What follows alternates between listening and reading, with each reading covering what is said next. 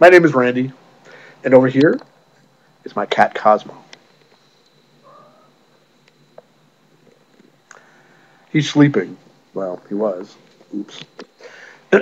I'm showing you my cat, not just because I'm a gay guy and we all have a weird compunction to have to show our cats on the internet, but also because if you look real closely, you'll see his ears aren't symmetrical. That's because some genius, before I owned him, some awesome human being decided to cut off one of his ears.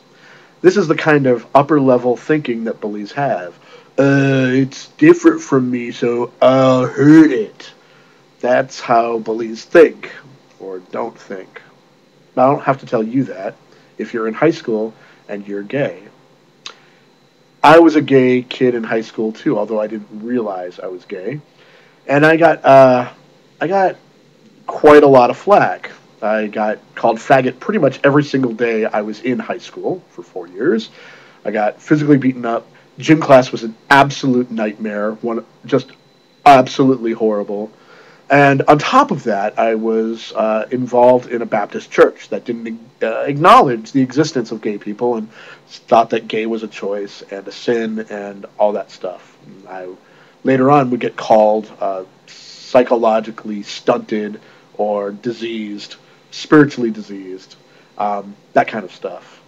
On top of all of that, one of my best friends in high school ended her life when we were both 14.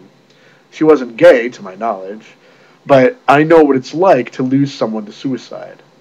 I know firsthand. It's been 25 years, and I still remember how I felt when I found out about Kirsten's death. It was a big, big deal, and it reverberated on levels that couldn't even have, she could never have understood was possible. And it certainly put a scar in my life, just like getting called faggot every day got put a scar on my life. So, just like everyone else on the internet, I'm here to tell you it gets better. Now, I don't want to say, by saying it gets better, I don't want you to think that somehow I think that everything magically goes away, that all these scars that you're accumulating in high school, they somehow go away. They don't. But they do become a distinctive part of you, just like Cosmo. Cosmo was able to run away from his bullies, and he found me. And he will never be mistreated again.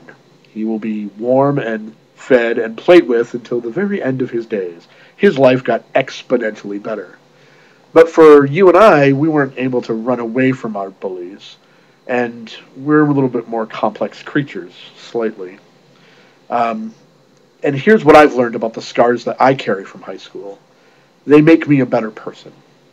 They make me more empathic, more intuitive, and I certainly think in ways that are very different from about 90% of the people I knew back in high school. Now, that's not much of a consolation now. And so many of us are on the internet telling you it gets better because we wish we could make it better.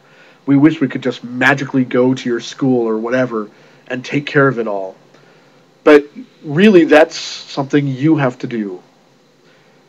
But it doesn't mean that you have to do it by yourself. When I was in high school, I thought I was completely alone on these issues, and there were no resources for me to reach out to. I thought God thought I was disgusting because I was told that God thought I was disgusting. I thought that I would never be able to fit into any sort of normal life. And I found out that I didn't really want a normal life, that I wanted my life. And my life is pretty darn cool now. I get to do exactly what I want to do with my life. I direct and write plays. I get to mentor other kids who are coming out of school, coming into college. I teach college. And those kids, the ones that are gay, I'm able to be a mentor to them and let them know that their lives are about to get so much better than they ever dreamed it would be in high school. And now I can get to tell you that because I didn't make the same choices. I certainly thought about it, but I didn't make the same choices that my friend Kirsten did when we were in high school. Hang on and talk to someone, anybody, any of the people that you see online, or go to the trevorproject.com or whatever resources you may have nearby. use them. Please. We all want you to get past this part of your life and get on to the good stuff. And for those of you who are growing up in a church that tells you that gay is a choice and that it's disgusting and that you have to change it and you know better, I feel for you most of all. And I want you to know that it does get better. You have to wrestle through those issues yourself.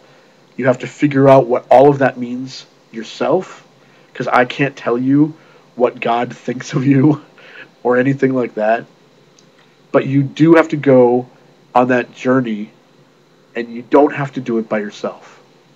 Talk to someone who will not judge you. I'm one of them, and there are lots of other people out there who want to be able to help you through this. So I better cut it out because Cosmo wants to sleep. He says goodnight, and so do I.